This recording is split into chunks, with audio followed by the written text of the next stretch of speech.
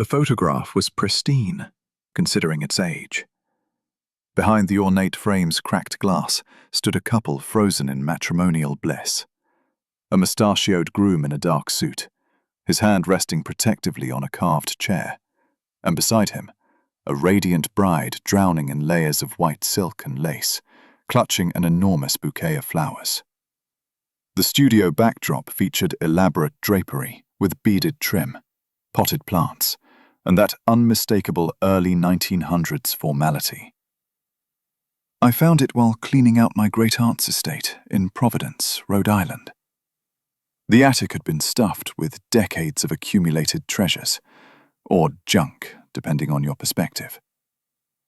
Aunt Marjorie had been a collector, the kind of person who couldn't pass an estate sale without bringing home someone else's memories. Tucked in a cedar chest beneath moth-eaten quilts and brittle Christmas decorations, wrapped in yellowed tissue paper, the photograph waited like a secret. The inscription on the back was written in faded ink, elegant but hurried. Thomas and Elizabeth, June 14th, 1911. I'd never heard those names mentioned in family stories. My mother had already gone through most of Aunt Marjorie's important documents: the will, the deed to the house, old letters from relatives I'd never met. This photograph hadn't been among them. I assumed it was simply another curiosity from one of Marjorie's countless estate sale expeditions. I set it aside with the other items destined for donation. But that evening, unable to sleep in the stuffy guest bedroom, I found myself studying the image more closely, under the weak glow of the bedside lamp. There was something unsettling about the groom's expression. Not quite a smile, more like a grimace of discomfort. His eyes seemed to look past the camera, unfocused, as though he was somewhere else entirely. The bride, by contrast, appeared radiant, her face tilted slightly toward him with obvious affection. The more I looked, the more wrong it felt. Wedding photographs from that era were usually stiff, formal affairs. Nobody smiled much because exposures took so long. But this couple's body language told different stories. She leaned toward him, her free hand almost touching his arm. He stood rigid, his fingers gripping the chair back so tightly I could see the tension in his knuckles even through the aged photograph. The next morning, I mentioned the photo to my mother during our weekly call. I'd propped my phone against the coffee pot while I sorted through another box of Marjorie's things. Thomas and Elizabeth, Mom repeated. Never heard of them. But you know Aunt Marjorie. She collected everything. Probably bought it at some estate sale decades ago. Why? I don't know. Something about it feels off. Mom laughed, that gentle, patient sound she made when she thought I was overthinking things. Sarah, you always did have an overactive imagination. It's just an old wedding photo. She was probably right. That should have been the end of it. But curiosity is a stubborn thing, and I'd always loved a mystery. Even as a kid, I'd been the one organizing neighborhood scavenger hunts, reading Nancy Drew by flashlight under my blankets.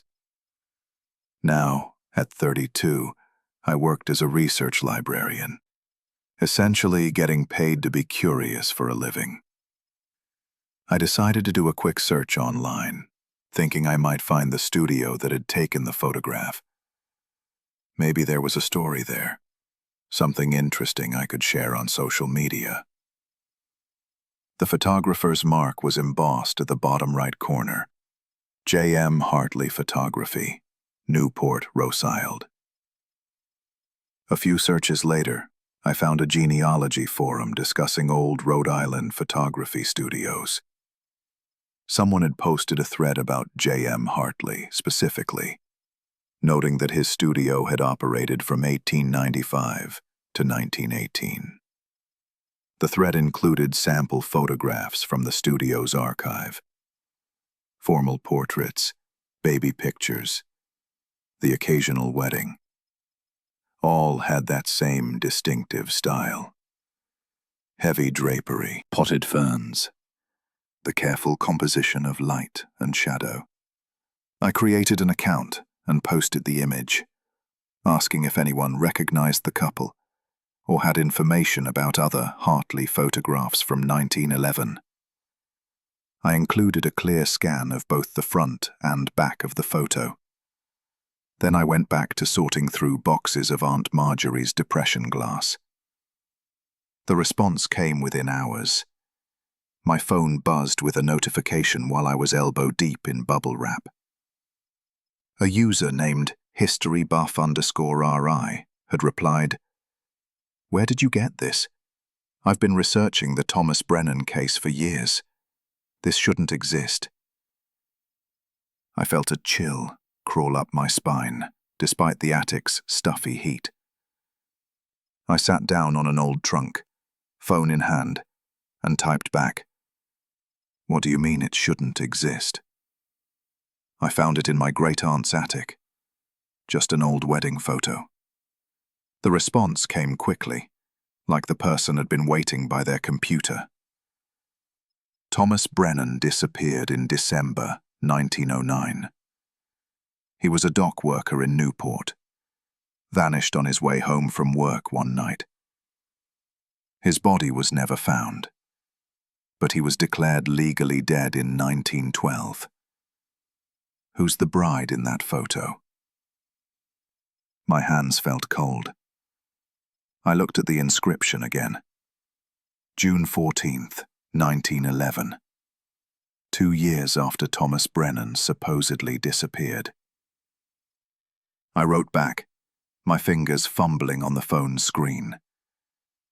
The back says, Thomas and Elizabeth, June 14th, 1911. That's all I know. Are you sure it's the same person? Historybuff_RI sent a link to a digitized newspaper archive. See for yourself. The headline read, "Local man missing. Family fears foul play." The article was dated December 18th, 1909, from the Newport Daily News. I read it twice, my heart beating faster each time. Thomas Brennan, age 28, a dock worker employed by the Newport Maritime Company, failed to return home after his shift on Tuesday evening. His coat and lunch pail were discovered near Pier 7, but there has been no sign of Mr. Brennan himself. Police are investigating, though no evidence of foul play has been found. His fiancée, Miss Elizabeth Morse, has appealed to the public for any information regarding his whereabouts. Mr. Brennan is described as approximately 6 feet tall, with dark hair and a prominent mustache. Anyone with information should contact the Newport Police Department immediately. I scrolled further. A follow-up article from January 1910 mentioned that Elizabeth Morse had offered a $50 reward for information, a substantial sum at the time. The engagement had been announced only 6 weeks before his disappearance. They'd been planning a spring wedding, but Thomas Brennan had never made it to spring, or so everyone thought. I pulled the photograph closer, studying the groom's face with new intensity. The newspaper had included a small, grainy photograph of Thomas Brennan taken from a family portrait. Even through the poor quality and different angle, the resemblance was unmistakable. The same prominent mustache, the same deep-set eyes, the same strong jawline. It was him. I was certain of it. But how could Thomas Brennan, missing since December 1909, appear in a wedding photograph dated June 1911? I typed frantically back to HistoryBuff RRI. It's definitely the same man. I'm looking at both photos right now. What happened to Elizabeth Morse? The response took longer this time. I paced the attic, unable to sit still, stepping carefully around boxes and furniture draped in dusty sheets. Finally, my phone buzzed. Elizabeth Morse married someone else in 1913. A banker named Robert Hayes. They moved to Boston. She died in 1956. I've been trying to track down her descendants, but the trail goes cold in the 1970s. The strange thing is, there are rumors, local Newport stories, that Elizabeth claimed she saw Thomas after he disappeared. That he came to her window one night. Her family thought grief had made her unwell. I felt dizzy. I sat down on the floor, my back against the cedar chest where I'd found the photograph. The attic suddenly felt smaller, the air thicker.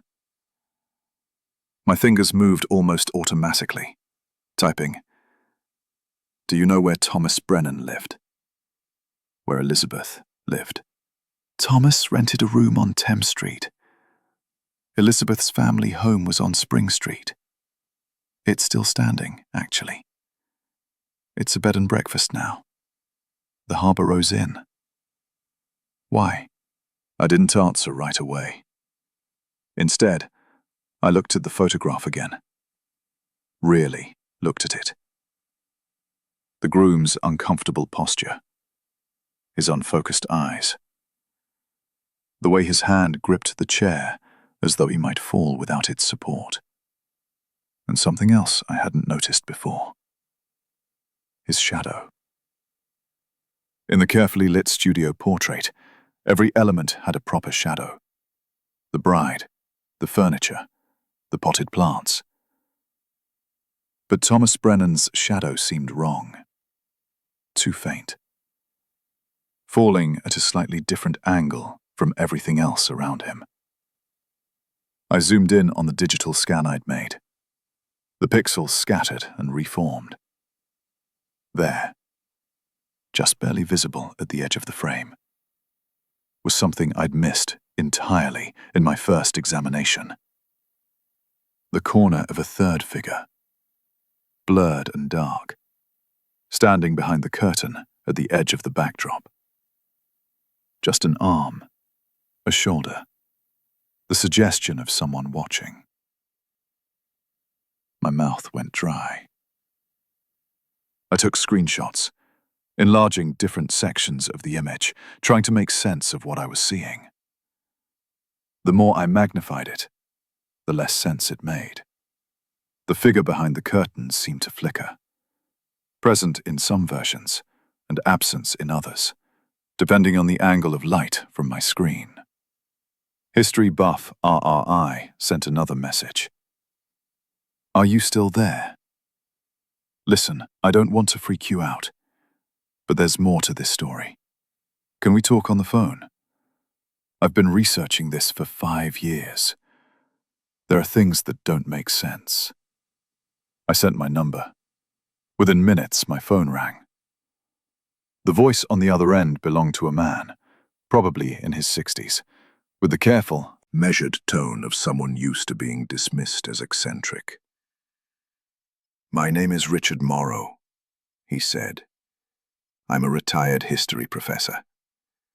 I started researching the Thomas Brennan case as part of a book on unsolved New England disappearances. The more I dug, the stranger it got."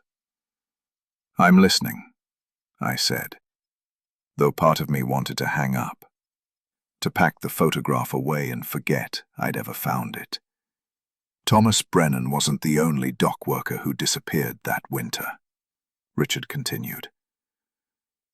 "There were 3 others over a 6-month period, all from the same company, all under similar circumstances. Left work, never made it home. Personal effects found, but no bodies. The police investigated briefly but concluded they'd probably fallen in the harbor. Accidents were common. But here's the thing. All three men were seen again. Weeks, sometimes months later. By family members, friends. Always at night. Always, briefly. Seen, I repeated. Like ghosts. That's what people assumed. Grief hallucinations. But the accounts were specific. Detailed. One man's wife said he came to the back door and asked to be let in. But when she opened it, no one was there. Another man's brother said he saw him standing at the end of the dock during a storm, just watching the water. I felt the floor tilt slightly. And Thomas? Elizabeth Morse reported seeing him twice. Once at her window, like I mentioned. The second time she said he was waiting outside the church where they were supposed to be married. She ran outside, but he was gone. Her family committed her briefly to a sanitarium. Nervous exhaustion, the records say. I looked down at the photograph in my lap. The bride's radiant smile. The groom's hollow eyes. Richard, I said slowly. If Thomas Brennan died in 1909, or disappeared, or whatever happened to him, how is he in this photograph from 1911? That's what I need to know. That's why I've been searching for any trace of this photo for years. There were rumors, stories passed down, that Elizabeth had a wedding portrait made. Some people said she went mad and hired a photographer to make a fake portrait, that she had it commissioned with an actor or a wax figure. Others said she claimed Thomas actually came back, that he kept his promise to marry her. But no one ever found the photograph. Until now. But the other things, the third figure in the background, the weird shadow. Send me the high-resolution scan, Richard interrupted. Everything you have. I did, my hands shaking slightly as I attached the files. We stayed on the phone in silence while he downloaded them. I could hear the clicking of his keyboard, the occasional sharp intake of breath. Jesus, he finally said. Sarah, where exactly did you find this? In my great-aunt's attic, in Providence. She died 3 months ago. I never knew her well. She was my grandmother's sister. Why? More keyboard clicks. What was your great-aunt's maiden name? I'm not sure. Hold on. I pulled up the family tree my mother had made on one of those ancestry websites. Hartwell. Marjorie Hartwell. The silence on the other end stretched so long I thought the call had dropped. Richard? Sarah. J.M. Hartley. The photographer who made this portrait. His real name was James Margrave Hartley. He had a daughter. Her married name was Hartwell. The attic suddenly felt very cold. She kept it, I whispered. My great-aunt was his granddaughter. She kept the photograph. Listen to me carefully, Richard said, his voice tight. James Hartley closed his studio in 1918. But that's not the full story. In 1912, he was investigated for fraud. Several families claimed he had made portraits of their dead relatives, claimed the dead had appeared in photographs with the living. He said it was a new technique, a way to comfort the grieving. But people thought he was a charlatan, using actors or tricks. The investigation was dropped, but his reputation was ruined. I thought of the figure behind the curtain, the strange shadows, the groom's unfocused eyes. You think he faked this photograph? I don't know what I think anymore. But I need to see the original. Can you bring it to Newport? To the Historical Society? I have access to their archives, and there's equipment that might help us understand how this was made. I should have said no. I should have packed up the photograph, donated it, gone back to my normal life. But I heard myself saying, I can drive down tomorrow. That night, I couldn't bring myself to sleep in Aunt Marjorie's house. I checked into a hotel, but I brought the photograph with me, unable to leave it behind. I placed it on the desk in my room and sat on the bed, staring at it. Around midnight, I noticed something that made my breath catch. The hotel room's lighting was different from the attic, cooler, more direct. Under this light, details emerged that I hadn't seen before. The bride's bouquet included flowers that looked fresh, vibrant, almost three-dimensional. But the groom's boutonniere was wilted, the flower brown and curling at the edges. I moved closer, my face inches from the glass. And I saw that, behind the groom, where the studio backdrop should have been solid and flat, there was depth, texture. It looked less like painted canvas and more like a real room extending backward into shadow. I could make out what might have been doorways, furniture, the suggestion of space that shouldn't exist in a photographer's backdrop. I grabbed my phone and took pictures from every angle, with and without flash. Each image revealed something slightly different. In one, the figure behind the curtain seemed more solid, their arm extended toward the groom's shoulder. In another, the groom's eyes appeared to focus just for a moment, looking directly at the lens with an expression I could only describe as pleading. I didn't sleep. I sat in the chair by the window, watching the photograph as though it might move, as though the figures might step out of the frame. The next morning I drove to Newport. The Historical Society occupied a beautiful old building on Touro Street, all columns and history. Richard Morrow met me at the entrance, a tall man with silver hair and kind eyes that held a fanatic's intensity. "You brought it?" he asked, before even saying hello. I patted my messenger bag. "Right here." He led me through the building to a climate-controlled room in the basement, filled with archival materials and what looked like sophisticated photography equipment. A woman in her 40s was already there, adjusting a large camera mounted above a table. "This is Dr. Patricia Wells," Richard said. "She's a forensic photograph analyst, specializes in historical forgeries." Dr. Wells barely looked up from her equipment. "Let me see it." I carefully removed the photograph from its protective sleeve and placed it on the examination table. Under the bright, even light, it looked simultaneously more real and more impossible. Dr. Wells leaned over it with a magnifying loupe, her breath held.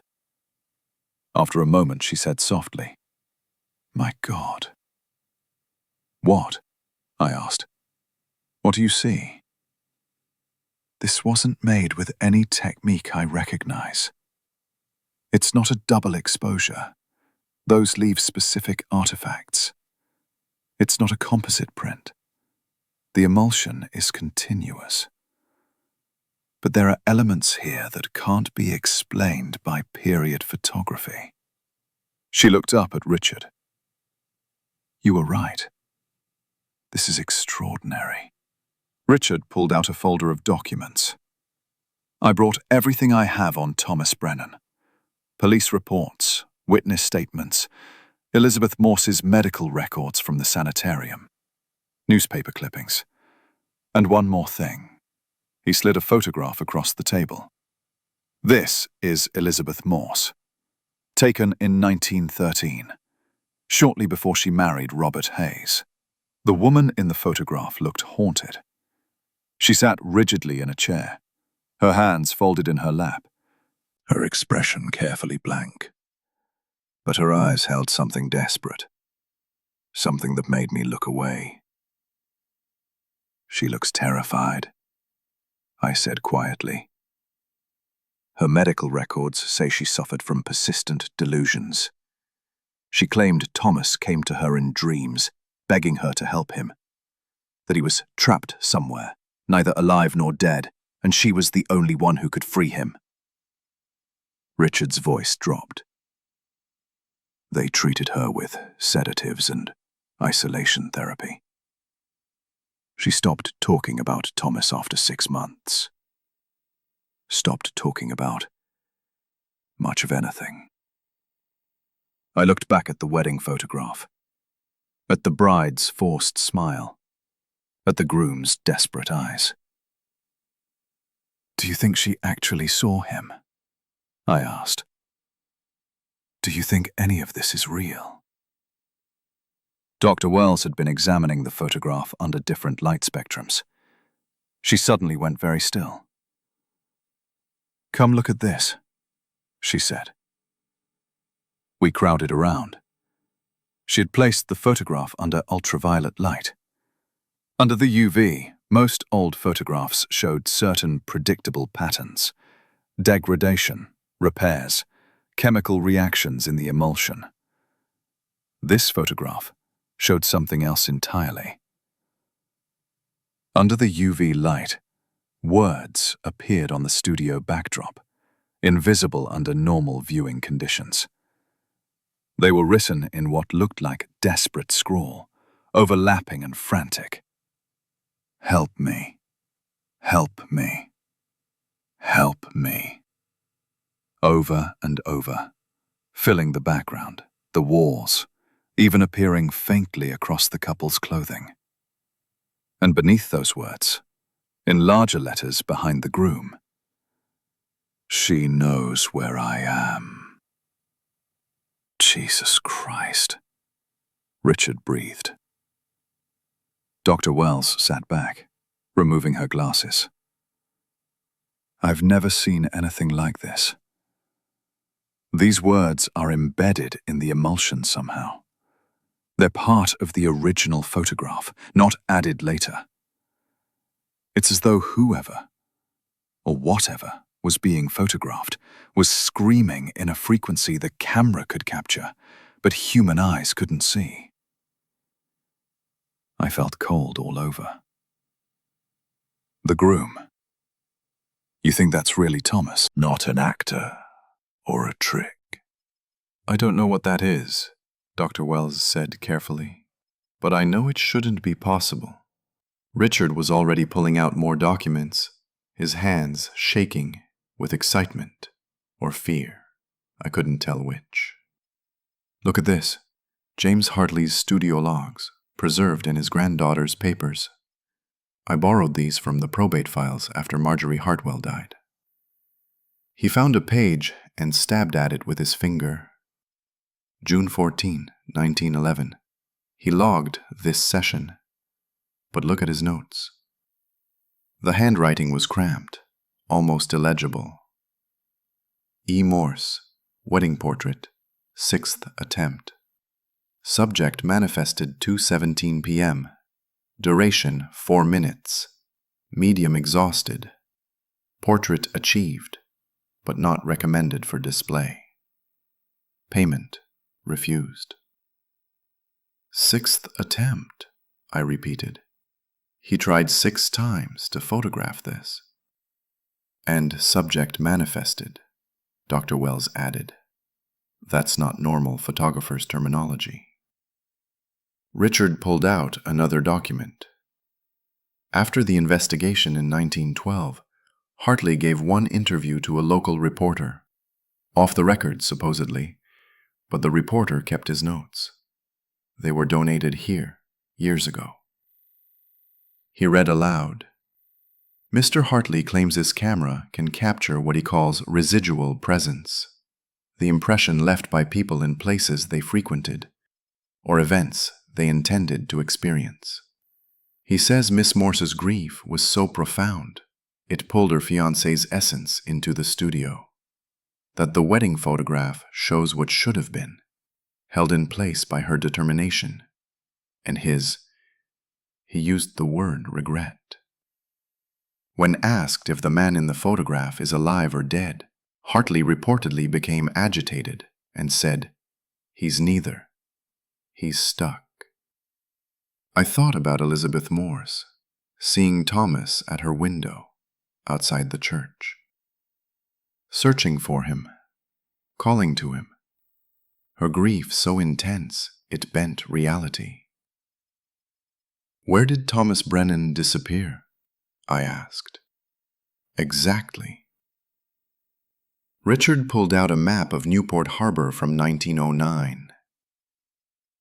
His effects were found here, at Pier 7. But witnesses reported strange things that winter. Lights under the water. Sounds. Voices. Coming from beneath the docks. One dock worker said he saw someone under the pier, standing on the bottom, looking up at the surface. But when he climbed down to investigate, there was nothing there. Standing on the bottom, I echoed. Under the water? Like I said, there were 3 other disappearances that winter, all at the same pier. The Newport Maritime Company closed the pier entirely in 1910. They eventually demolished it and built a new one 50 yards down. Said the old one was structurally unsound. Dr. Wells had returned to examining the photograph, now photographing it from multiple angles with her specialized equipment. She pulled up the digital images on her computer, running them through analysis software. "This is going to sound crazy," she said, "but I'm detecting movement in these images. Not in the original photograph, that's stable, but in the digital captures. Frame-by-frame analysis shows minute changes. The groom's position shifts by fractions of millimeters. His hand moves. His eyes track." "That's impossible," I said, though the word felt meaningless now. She turned the screen toward us. In rapid succession, she'd captured 50 images of the photograph over a 10-minute period. Played back as an animation, it was undeniable.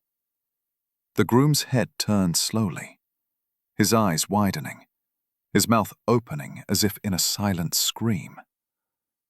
Richard made a sound like a sob. Elizabeth Morse was right. He's trapped.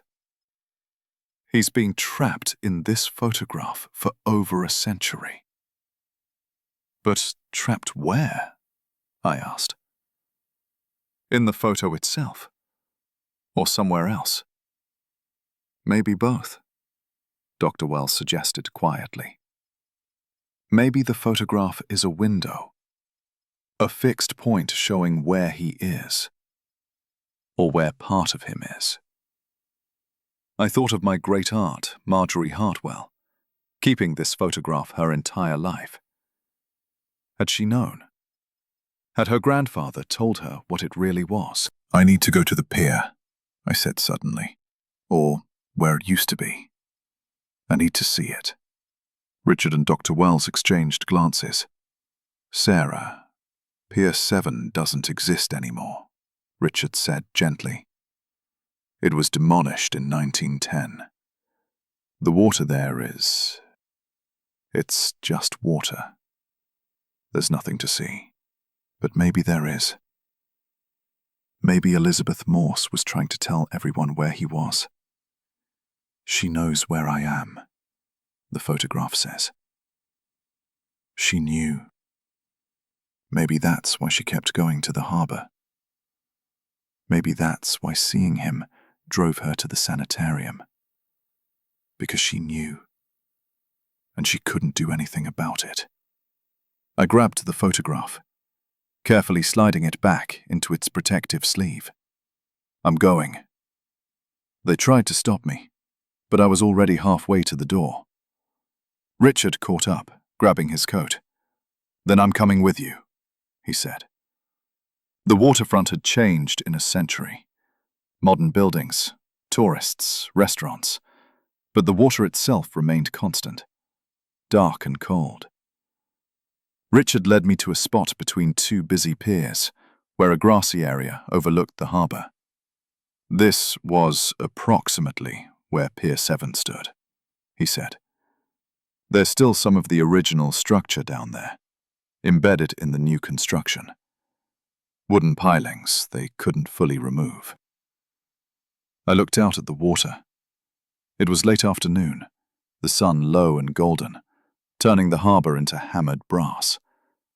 Beautiful and absolutely unremarkable. I don't know what I expected to find, I admitted. Richard stood beside me, silent for a moment. Then he said, Elizabeth Morse came here every year, until the year she died. June 14th, their wedding anniversary. She'd stand right about here and throw flowers into the water. Her husband thought it was closure, a ritual to help her move on. But according to her daughter's diary, which I found in the Historical Society records, Elizabeth always said the same thing. She'd whisper, I'm here. I haven't forgotten. I'm still here. My eyes burned. I looked down at the photograph in my hands, protected in its sleeve. The groom stared back at me with those hollow, desperate eyes. She was telling him she remembered, I said. That she hadn't abandoned him. Yes. We stood there as the sun sank lower, as the tourists thinned and the restaurants began lighting their evening candles. The water lapped against the modern pier supports, a gentle, eternal sound. I thought about Thomas Brennan, 28 years old, walking home from work on a cold December night in 1909. I thought about what might have happened at that pier, what might have pulled him under, or pulled him into some space between life and death. I thought about Elizabeth, standing in James Hartley's studio. Her grief so profound, it reached across the barrier of reality and pulled the man she loved into a photograph. Not truly present, but not entirely absent either. Trapped forever in a moment that should have been. Visible, but unreachable. What do I do with this? I asked Richard, holding up the photograph. Do I keep it? Donate it? What happens to him if I do? Richard's face was sad. I don't know. Maybe nothing. Maybe he's been gone so long this is just an echo, a shadow on old paper. Or maybe consciousness doesn't work the way we think it does. I finished. Maybe he's still there, somehow. Still waiting. Elizabeth thought so. Until the day she died. As the sun touched the horizon, something strange happened. The light shifted, hitting the photograph at an angle, and for just a moment, so brief I might have imagined it, I saw something in the water below us. A shape. A figure, standing on the harbour bottom, visible through some trick of reflection, and memory, and grief. Looking up. Always looking up. I don't know how long I stood there. Richard eventually touched my arm, said it was getting late, offered to drive me back to my hotel. I let him lead me away, though I looked back twice, 3 times.